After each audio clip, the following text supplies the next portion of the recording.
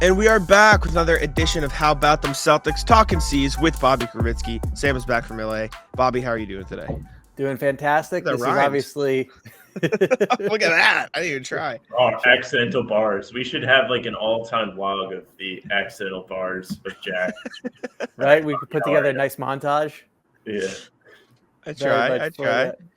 But yeah, I'm doing great, Jack. And it's a very busy time of year. Plus, on Sunday, we had Marcus Smart's return to TD Garden for the first time.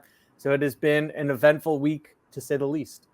Marcus Smart's return feels like so long ago right now, and it was just a few days ago. But there's been so much going on. Trade deadline week. Sam and I are going to be streaming it on the 8th, which is obviously the only time when you could stream the trade deadline because that's when the trade deadline is. But as y'all are listening to this, on the 9th, not as hot. Probably not going to be as good. We're like, oh man, like we're late.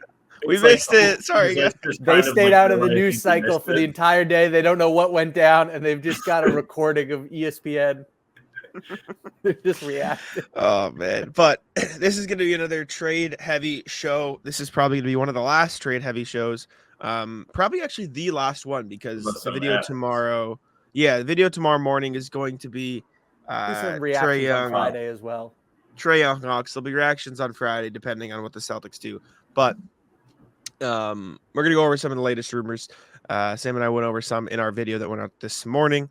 But let's start with the Jazz. I believe this came from Brian Robb, correct? Am I correct? Brian Robb of Mass Live reporting that the Celtics are interested in a few Utah Jazz players, handshake Danny Ainge, Simone Fontecchio, Chris Dunn, and blanking on the last name. Help me out here. Kelly Olynyk, obviously. How could I be so foolish? Those are the three names, two of which obviously in Simone and Chris Dunn fit into the TPE. I still hate having to say Fontecchio's name, so I'm going to stop saying the first name because it's wrong. But Bobby, thoughts on those guys? Obviously, it's much easier to trade for Fontecchio or Dunn rather than Olynyk. However, I mean, Kelly's Kelly, so. Well, even though Simone does disrespect your entire family with his pronunciation of it, you know, he makes sense for what the Celtics are, what their safest and most likely target range is, which is just a small upgrade to utilize the Grant Williams TPE, who can handle not always being in the rotation and shore up the extended rotation and upgrade within the stay ready crew. So he makes a lot of sense. That's not a dazzling, exciting option, but it's a guy who can shoot, who brings size to the mix. Brad Stevens has talked about a search for a big wing. I've written about, we're all big believers that O'Shea Brissett has made quite the compelling case. Consistently, the team has a positive net rating when he's on the floor. Joe Mazzulla raved about him earning the players and the coaches' trust and his growth offensively in particular when we spoke to him the other day. So I like Brissett for that role, but that doesn't mean you can't add Fontecchio behind him. When it comes to Chris Dunn, we've spoken about him on this show, a pit bull of a point of attack defender in the backcourt. And Jack, I know you talked about the three-point shooting. It might be better than people think, but it's at a really, really low volume. My question would be, how does Chris Dunn handle going backwards in terms of minutes? That might not be something he loves, even though it's the hometown team for him as a New England native. So Chris Dunn is a good get, and he gives Brad Stevens more options. At the same time, I don't know how thrilled he would be to come here. And this is a group that is very guarded about protecting their team chemistry. Yeah, I think that's a good point. Up until then, I was going to be like, well, like, who's to say that Chris Dunn wouldn't knock Pritchard's minutes down a little bit because of the defense and his ability to shoot threes this year. But the fact that it is a low volume kind of makes you question it a little bit and be like, oh, like, is he going to be able to hold up if they're asking him to shoot more? Probably not, right? That's just kind of how it goes. The more you shoot, the more likely you are to miss unless you are shooting like layups or something. But from a Celtics standpoint, I like the addition of a guard off the bench that could play defense. And I think Dunn is close to that threshold where he could be better than Pritchard depending on how hot he is offensively. And if you're able to get him to do that, it's going to give you a whole new weapon to use in the playoffs. It's not going to be a change your life trade, but it would be kind of sick to have somebody you can rely on that isn't going to be targeted on defense. I love Pritchard. I think his ability to create shots for his teammates, his ability to be a spark, be exciting, and have the ball in his hands as a bench guard is great. And I think he's been really good this year. Like, can't complain after a year of him just sitting there twiddling his thumbs. He's come in and been what the Celtics need him to be. A reliable spark plug. Great. Yeah, I mean, Chris Dunn gives you a little bit more size too. It's 6'1" Pritchard versus 6'3" Dunn, so it's not life changing, Right. but he is a bit taller. Obviously, Sam Love's a local guy, but it's PC. kind of irrelevant when you He's think about it. Connecticut, I think. But he's never played relevant. It's all he's played a content. little under 18 minutes for the Jazz this season. He's averaging 5, 3, and 4. Like Bobby mentioned, the shooting efficiency from deep is good. It is just on very low volume. In total this season, he has shot 27 of 66 from 3 versus Pritchard, who has shot 82 of 223 from 3. So a pretty significant difference there for 3-point shooting. That said, he is still shooting pretty well. So if you ask him to uptick that volume a little bit, you probably won't see the 3-point percentage fall off a cliff completely. And the defense is very important. At the very least, it gives you a different look. It gives you the dichotomy of Pritchard for offense, Dunn for defense. And like Sam said, I don't want to say go as far as saying like break glass and type of case emergency type option, but a different option at the guard spot. As far as the other guys, I like them. I like Kelly more than Simone, not for the joking reasons. But Kelly's harder to get. Simone just feels like a copy paste of Sam Hauser. And I feel like if you're going to make a trade, you should probably go for something that can give you a different look, like Chris Dunn to Pritchard. Like if you're going to make a trade for somebody at the wing position, I'd rather a athlete, a defender, somebody who can still shoot, but maybe not prioritize that in the trade. You prioritize the defensive side of the ball. And Fontecchio, admittedly, I haven't watched a million Jazz games this year, but he is a great 3-point shooter, but I don't think he is an amazing defender, which is, that's what Sam Hauser is, right? And Sam Hauser is a really good defender. And Simone Fontecchio, even if he was a good defender for his position, probably wouldn't be as good of a defender as Sam Hauser is because he's a really good defender for his position. So that just seems very copy paste for what you already have.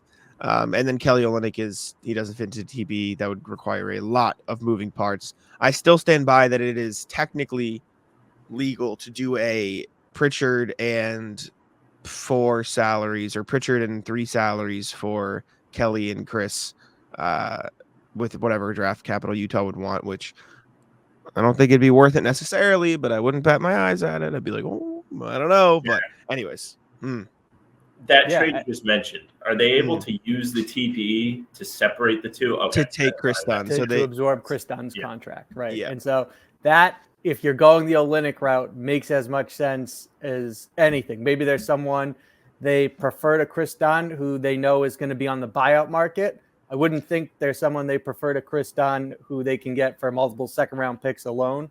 I think they could technically take, correct me if I'm wrong, Bobby, couldn't they take Bob Dunn and Fontecchio into the TPE?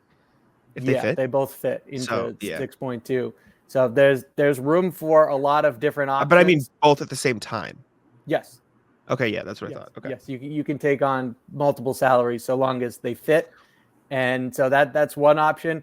DeLon Wright, I think, is a buyout candidate. So they could at least have a conversation of, can we get him? Do we want to roll the dice here? Do we have it lined up that he's coming here on a buyout and we'd prefer that route to Chris Dunn in the TPE? So there's a lot of different options here. If they decide to really disrupt the apple cart to get Kelly Olynyk, I think bringing in Chris Dunn in that proposed deal makes as much sense as anything. Mm-hmm. Yeah. I mean, Chris Dunn, I'm in. I tweeted New London, Connecticut. Yep, New London, not even far away from Rhode Island. Like, he's borderline Rhode Island. Him, Joe Mazzulla, very good Rhode Island representation if they get him.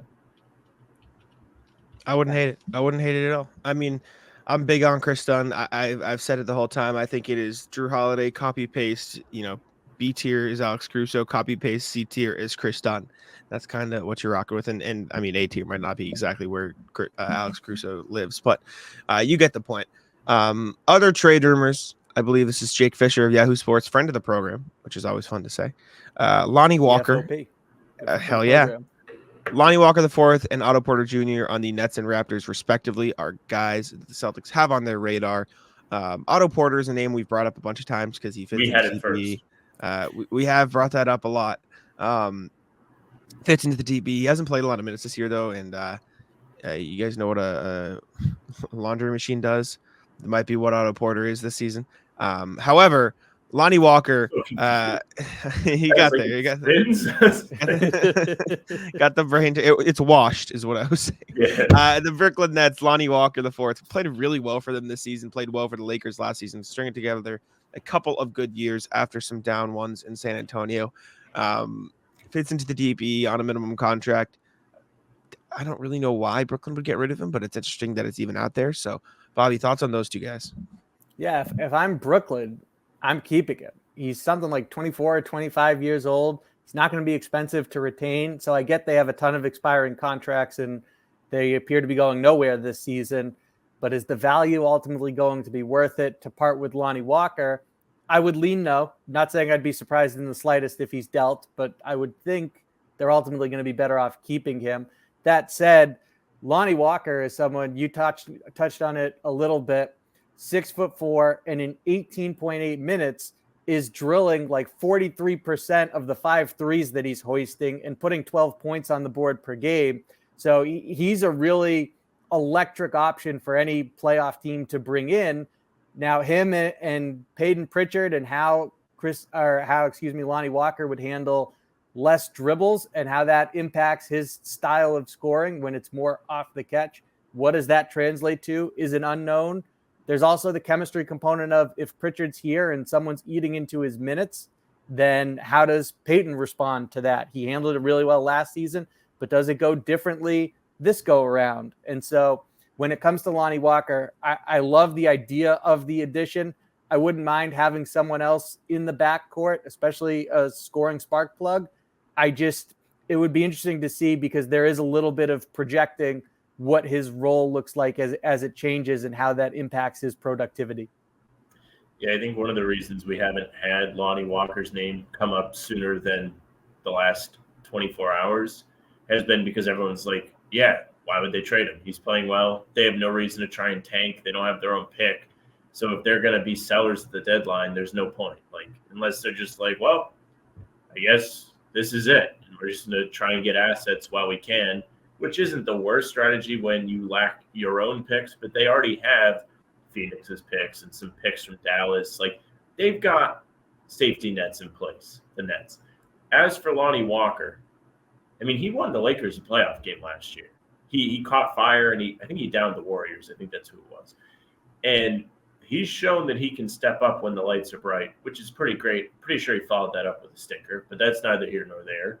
If they don't trade for him, we can remember that and be like, well, that's why they didn't trade for him. He can't play in the bright lights. But he did have a monster game in the playoffs. And as far as what the Celtics need or players that can fit in the Celtics system, he's going to bring it. Threes. Shoots them in a high volume, gets them off in a limited amount of minutes. That's what they're looking for in terms of bench players. We've seen Sam Hauser, Peyton Pritchard both really come into their own because that's what they're being asked to do. If they can get yet another guy, it could also give you another, hey, Hauser doesn't have it. Let's trot him out of here instead. Pritchard doesn't have it. Let's give him the minutes. You don't feel like past Pritchard and Hauser right now, you have anybody that you can rely on. Like Benton, no. O'Shea, unfortunately, no. None of the big guys are shooting threes. Svi, I guess, but they haven't used him. Yeah, I mean, I don't hate Lonnie Walker. I think when I said, oh, he could give you a different look, or you should get somebody who gives you a different look at Sam Hauser, he definitely passes. He's very athletic. He's only 6'4", though, so you definitely lose some size with him on the floor versus Sam Hauser. Again, haven't watched as many Knicks games as Celtics games this year. I don't know how good of a defender Lonnie Walker is. I just know he's smaller than Sam Hauser, so that could get you in some trouble, I suppose, in some matchups. He's shooting the three ball, I should say, at a very high clip this year, though. Like Sam said, high volume, 5 attempts a game, shooting 43.6%. You do wonder how much of that, is, I don't want to say is sustainable because he sustained it through February, but this is the first time he shot over 40% since he started taking high volume, right? Before this, it was 4.7 attempts, 35%, 5 attempts, 31%, 4.5% attempts, 36%. So maybe he just improved as a shooter this year, but I'm not going to like bank on that being, he's a 45% 3-point shooter now, even though that's how it's gone this season. My thing, sorry, Jack, is that Lonnie Walker has actually consistently been a good shooter off the dribble. That's how in that Lakers playoff game, that's how he did his damage. And I think it's going to look different in terms of that freedom in the Celtics offense because of the options that will be above him when he's on the floor, even in a staggered group that has some starters, some second unit members. So how does he translate as more of a catch and shoot guy and less off the bounce? And that I think it's fair to be concerned about if you're the Celtics. I also find it interesting that he's playing on one of the least talented teams. I guess he was on the Spurs for a while. But, it's not like the Nets have guys that are just attracting all the defense. It's not the Celtics where you're playing off of Tatum and Brown and Porzingis, and they really can't afford to key in on the shooters. Like, Brooklyn has Miles Bridges. That's kind of it. Cam Thomas is a good player too. But, they don't have that superstar talent where it's like, oh, man, we got to – everybody in on Bridges. Everyone has to cover him. Not really. He's fine. But Walker's not going to get as many open looks as he would with the Celtics, I don't think. Yeah, I don't know. It's weird. I don't hate it. If the Celtics did it again, I'm not going to be sitting there complaining. I think it'd be fine. But I'm in. I'm not as, I suppose, high on it than other people are. Though he's a good player. I just think it'd be a different situation, like Bobby mentioned. Now, Bobby, before you started, you said, we can give our picks. Sam and I did this exact thing yesterday on our video where we were like, let's go see who we like. And we came up with 2 names that nobody has said before that we really like. We call it the HPT specials. And if the Celtics trade for either of them, we are claiming credit. And so we wanted to put that out there. We had it first. We did have it first. The first one, I think Sam has fallen in love with, so I'll let him reveal it to you. Please. Pat Bev. You tweeted that over the I summer. saw that tweet. Yeah, it was when we were recording and Jack mentioned it. I was like, oh, wait a minute. Yeah, I'm in. I liked Pat Bev in the summer when it was like, maybe the Celtics will get this guy. I like him. He's intense. He's hilarious.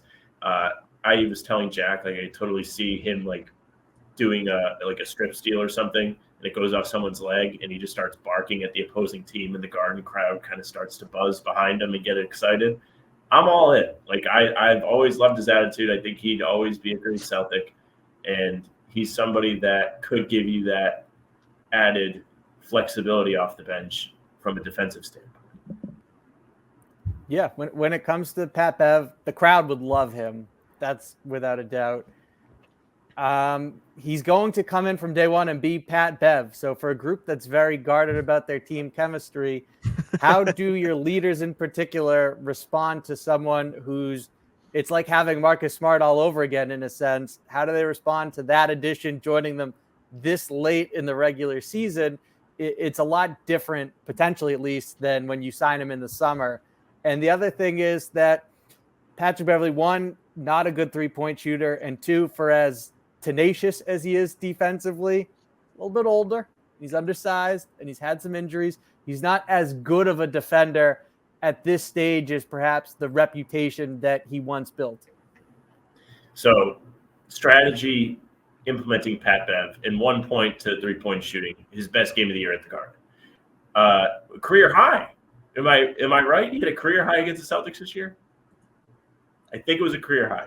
Was it? So I'll check. Strategy on implementing Pat Bev. Brad Stevens goes in the locker room before he pulls the trigger. He's like, hey, guys, what do you think of this? And he pulls out the Pat Bev video of him doing the Timberwolves celebration as if nobody has seen this before. Don't you think we could use this? Imagine, winning the trip to the finals and Pat Bev's on the announce table. Would be sick. Everybody loves that. That's one of my favorite memes. If you can put a meme on your team, it's usually a good idea unless it's Ben Simmons. Even Andre Drummond, if they trade for him, you can get the peace sign.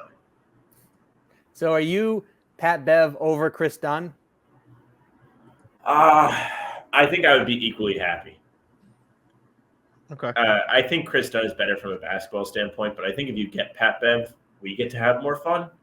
Pat Bev for the vibes. And I think you're going to get really great Pat Bev moments, at least in the regular season, if he's here. You will, So especially I'm in on it. I That will last say, game of the regular season, for example, when he dives on the parquet, electric. he tied his career high with 26 against Okay. Celtics. I will say though, Sam, would you be upset if Pat Bev wins the title with the Celtics before Marcus Smart? I'm going to be upset if the Celtics win a title without Marcus Smart, regardless, to some Okay. degree. But I am personally sick and tired of seeing the Celtics not win a championship with me in the fan base. So, me first. Sure. Then we all get our celebratory ring. You guys can go on the duck boat, and I Forgot truly that was do a have thing. like fears if they don't win a championship this year, what's going to happen. So I'd like to see them just dox all of that. Like, Sure. don't need to worry about it. And at that point, Sure. Pat Bev might as well be there. The other name, Bobby. Sorry. Did you guys see Smart like the comment of like they should bring him back like Al Horford? Did you guys see that? No. I don't Where think do you like can it? rule out a Marcus Smart return down the line. I think he's coming that's back. firmly Yeah, in yeah, play totally. at some point in the future. It's the Marvel post credits. Marcus Smart will return. Where'd he After say it? fellas. Or where'd he like was it? Instagram, and he posted like that montage of him coming back to the Garden on Sunday, and someone was like, "Celtics should do what they did for Al Horford, trade for him a couple years from now," and he was like, "Yep, agree." I agree. I say every time we bring it up, I said there's no way he is not back, and I stand on that. Facts. Jack, the I'm pretty sure yeah. I know yours. Now it's cheating because I know it because you told me. But I'm pretty sure I know it. Who do you think? PJ Tucker. No. It's not him. He is a Okay. buyout guy. I have a trade guy. I do stand on PJ Tucker, and I think I would still. My PJ Tucker's thing is every basketball like thing in me knows he is not good anymore, and they shouldn't do it. But every like other part of me is like, I think that'd be kind of cool if they brought Pepe. So, the realistic one that I have is another Nets guy. Actually, what's Trendon Watford doing? He's been like wrote about him in the hanging out. summer. right. He's been really impactful for them when he's on the court, but he's just not getting a lot of playing time there. Lonnie Walker has been playing real minutes for them, so it doesn't feel like they'll definitely trade him. But Trendon Watford's not in the rotation, and I said this to Sam last night. You may sit there and say, "Oh, if he's not in the rotation for the Nets, he won't be in the rotation for the Celtics." Yeah, nobody they trade for is probably going to be in the immediate rotation for the Celtics. But Trendon Watford's 6'9". He can kind of shoot the ball. He shot it okay on low volume the past couple seasons. He's a good rebounder for his position. He's 6'9", so he can give you some 4 or 5 minutes. He's big. He plays hard.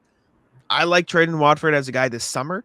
I'd like him now. You throw a second-round pick or two at the Nets, say, hey, give us this extra body to bring off the bench. I like Trendon Watford. He's a good player. So we're going to see some moves that are pre-agency. And so if the Celtics want to get a leg up on working with a young player with upside in Trendon Watford for minimal cost, they've got a TPE that's about to expire this week. So might as well, if they like Watford, and I mean, there's a lot of reasons too, then he can easily be had. Can they get both? Can they both fit in the TP? Walker's on a minimum, so is Wofford. Oof, getting those guys is going to be tough. Yeah. Who? Oh, Walker and Watford. Could both fit into the TPE. Yes. Maybe we're in that too.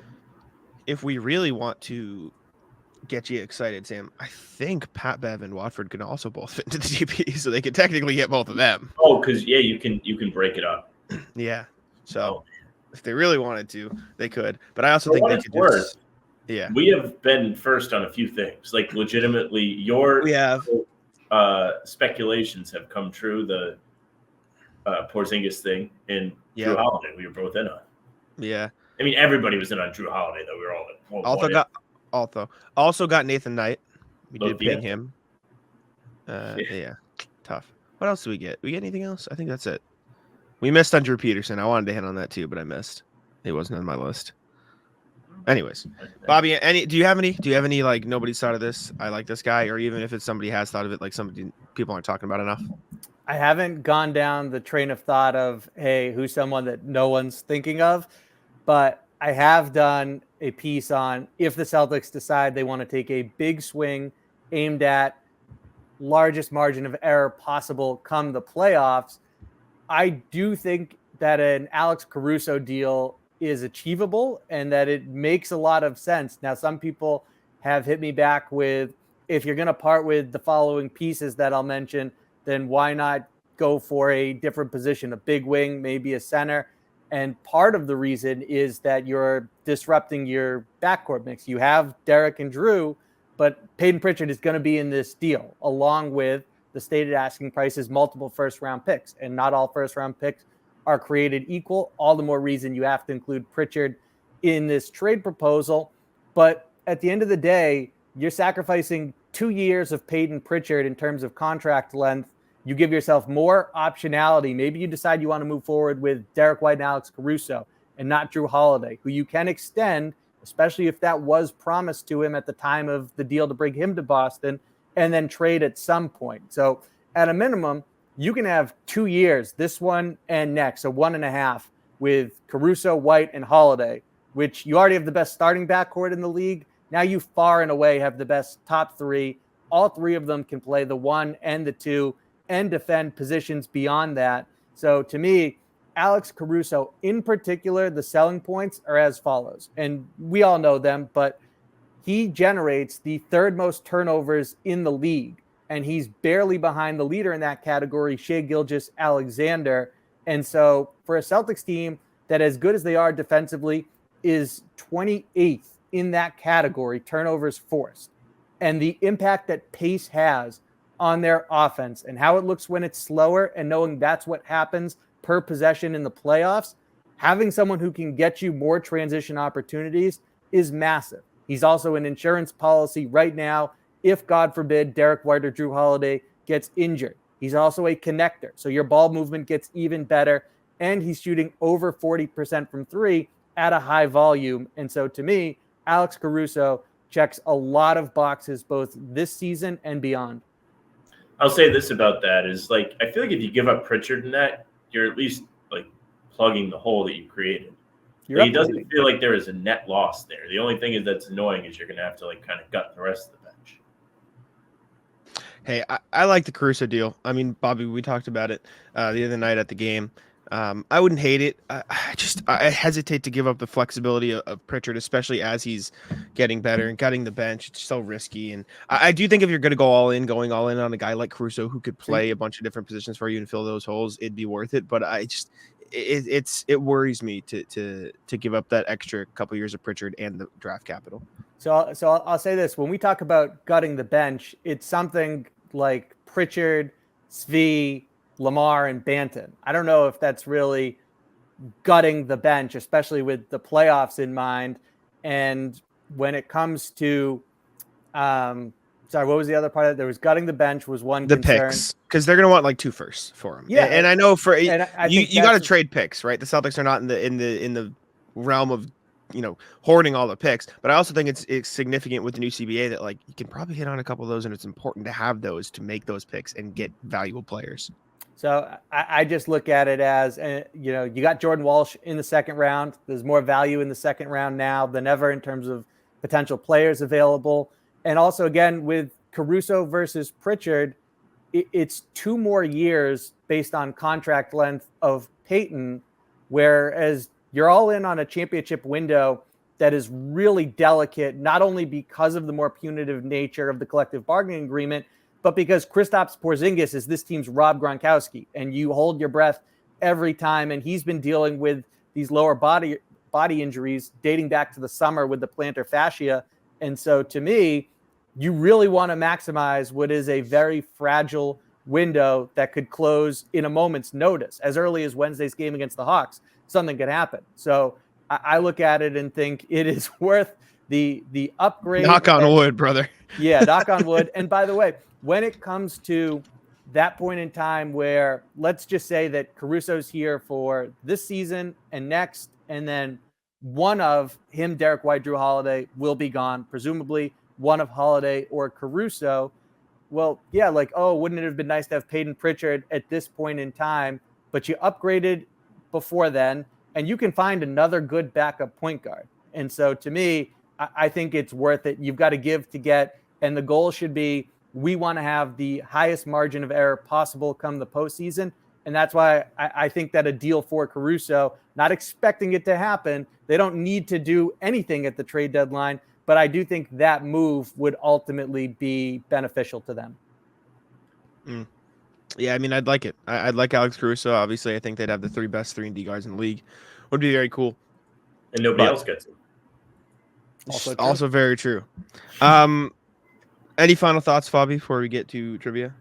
Usually I say no, but I read an article the other day that was absolutely fantastic, breaking down every single 2-for-1 opportunity that the Celtics have had this season. So props to the author because he absolutely crushed that piece. So I tip my cap to Sam LaFrance. Thank you. A lot of people nice. There was one guy that was like, hey, you didn't mention the actual stats until 13 paragraphs in. It's like, well, I had to explain what it was. You got to keep him on the hook. Be like, That is funny. I had to be like, oh, I couldn't just be like, oh, yeah, they did this, this, and this. And then they're like, wait, what are you talking about? Because then someone would be like, well, I didn't know what this was until you explained it 13 paragraphs in. It's like, well, what do you want out of me? One of my favorite things is that I clicked on the article, and so I saw it on Twitter, and the comment directly below it was, I knew that's the cover photo he'd go with. Yeah. Mark, he replied and was like, yeah, that was the only way you could go. I mean, that is the poster child for that 2-for-1. Scal. It's his baby. Coming up next, the 3-for-2s. No. Someone was like in the comments, they were like, it would be cool is if you went through and watched every team's. And I was like, yeah, that would be cool. Can't do it. Yeah. Exactly. So what was the finding? What was the conclusion? Findings were Jack, you're mean. You're mean. It works. So they outscore their opponent like 200 to slightly 130. less Okay, than 50% of the time, but they get outscored, or they only get outscored like 23% of the time. So very rarely does it go off the rails. But they could get that where beating up on them way more. Yeah, they should but put it's more not that emphasis simple on though. doing I it agree. best. I agree, but the reason they don't do that is because they have to go so fast, which is I don't want to keep arguing about this. It's it's a productive true, strategy. What if they got better at going fast? Sure. Okay. Yes, I see. I'll say this. There are plenty of instances where in the first shot of the 2-for-1 is rushed and it's not a good look. There's also a lot of clean pull-up threes that come out of it. So usually, again, like it's a strategy across basketball. It does tend to be productive. I think we might have canceled the show if Sam ended up being correct about the 2-for-1 because I can be like about it for. I'm gonna have to cut that out. I can be rude about it for like a couple days and then I would never have heard the end of it if Sam was correct. Like it would like it'd be 3 years later and Sam would have just been like, "That's 2-for-1, Jag." Like, puff your chest, Sam. All right, shall we do trivia? Let's get it. Now, I was in fact trying to find the box of trivia cards a couple minutes ago. I couldn't find it. However, I did find one scattered across my desk that we haven't done yet. So no options for you today. We're doing this one. All right. This is what we're doing. And hopefully we haven't done it yet. All right. I believe the score is it 2-1 series to Bobby, I think? Because we haven't done trivia in a while. So 2-2 series. Sorry, it is a 2-2 series. I was going to say, I thought it was 2-2. Oh, that's right. So, I had the big boy play. That means Sam won the last one. He won so Sam's going to start here. Cousy. All right. Question. Beyond the big three of Allen, Garnett, and Pierce, 8 other players played at least half of the regular season games in 07-08. Name those 8 players. Sam. Perk. What'd you say? Sorry. Perk. Correct. On the board. Bobby, to you. Tony Allen. Correct. Feel like we could get some back-to-back here. Sam. Rondo. Yep. Surprised he wasn't first. Bobby? James Posey. Yep. If you guys go 8 for 8 here and I have to find another card, it's going to be disastrous. Sam? Yeah. Yes. Back to you, Bobby. Ping-ponging right now. Eddie House was who I had in mind. Uh-oh.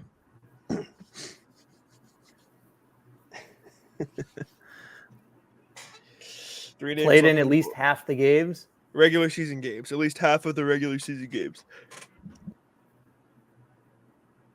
Mm-hmm. I'm not giving any clues for this question. We don't want clues.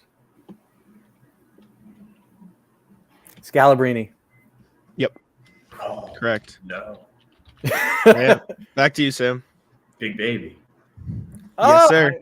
I had him on my mind when Jack was reading the question, and then he slipped through. Leon Poe. And I have to find a new card. God damn it. 1 second. Let's I wasn't filibuster certain for me. about Scal. I really wasn't. Yeah, I was willing to hold him until the end, but it felt like it was time to rise and fire. Yeah, I was happy you did not take either of mine because I had no faith in Scal. And I didn't have a lot of faith in Leon Poe, which is why I guess Leon Poe was dicey, but I knew it wasn't Cassell or PJ Brown. So at that point, it kind of has to be, no disrespect, Scott Pollard. Pollard, exactly. Celtics legend. Let's see. He's I just reemerged. don't know where I put them. I just have no idea where they could have went. Would you have to get rid of him for the Chick-fil-A sauces there? Yes. Priorities. I have so many over here. I think we've done these 3 that I like have scattered on the desk. Did I bring them with be on me? hoarders. It's really bad right now. This might be the worst my room's ever been. It's kind of tragic. Something below here. I'm moving out in September, so I keep telling myself, "Oh, I'll clean it before then," but that's got a while. The closer it gets, the less incentivized you'll be. Yeah, it's a problem. Like, oh, like the movers will get it. Movers? Pretty empty once I move all this You stuff think out I'm anyway. hiring? I found them. There we Let's go. go. It was under the Polynesian sauce. No, it was literally just. I keep forgetting we're on. It's me today. It's usually Sam. I just keep forgetting that they are. Yeah, I'm a good boy today. Facts. Shoot. Okay, let me. Props to I mean, I Sammy can just- Pulitzer. I can just look in the. I'm causing the problems for myself. I'm editing this, so it's fine. But all right, let me look through. Find a good card. All right. Let's see. That's not a bad one. You guys get to appreciate my scatterbrainedness. I'm talking to the viewers. I mean, you guys do too, but you guys are used to it. I want one with. You know what? This one's relevant, but I think we've done it. But it's relevant, so we're going to do it again, even though there's an even amount of people. So I'm playing a risk here. All right. All right. Here we go. Clear the board. Through, Sam, you're going to start again here because you won the last one. Yep. Through the 2022 season, Yep. 12 different players have represented the Celtics in either the slam dunk contest or the three-point contest at the All-Star weekend. Who are those 12 players? We haven't done this card, right? No, we've not. Okay. This is a good Sam. one. Good Larry. Correct.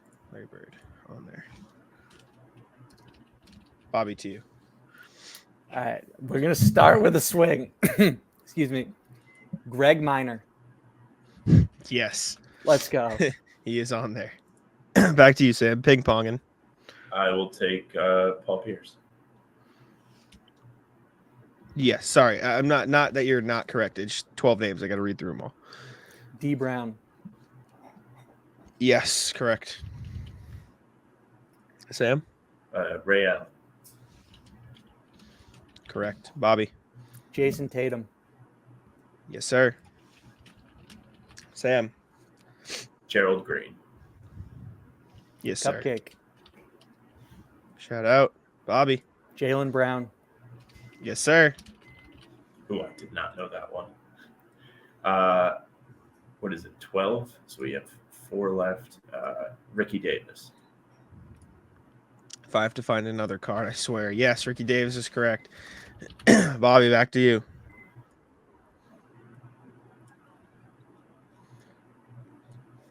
Cooking something up here.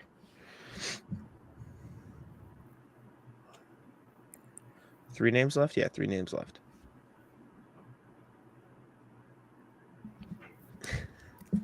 Danny Ainge. Yes. Danny Ainge on the list. Sam. Gotta Antoine match Walker. it. Yes. That The was perennial, you guys never guess him. He is on this list too. Bobby, one guy left on this board. If you get it, I'll find the new card. I mean, if you get it at any point, I'll find the new card, but one guy left. in the 3-point contest. Or slam dunk contest. It's either. Yeah, but already I got don't think it was a slam dunk participant. Just clarifying. Mhm.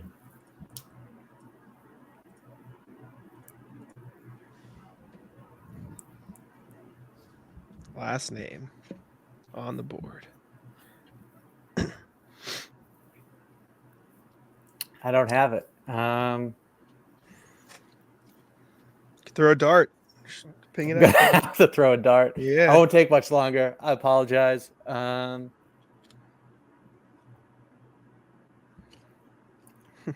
Is it? Do I not get a clue?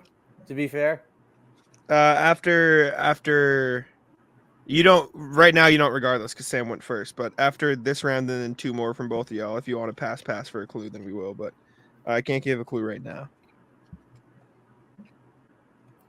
all right. I will try. Scott Webman.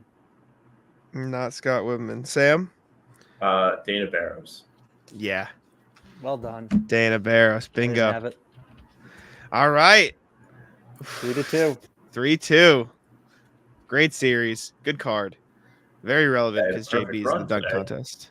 We both Yeah, did you didn't get that any one. wrong. It was a great run in total Yeah. today.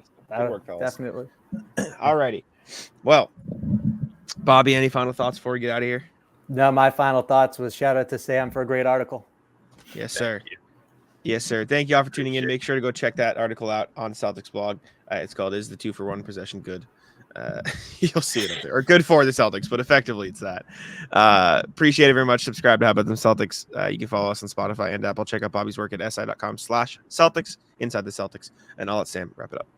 Yeah, thank you very much for just watching, I guess, right? Make sure you follow Bobby, follow his work on SI Media.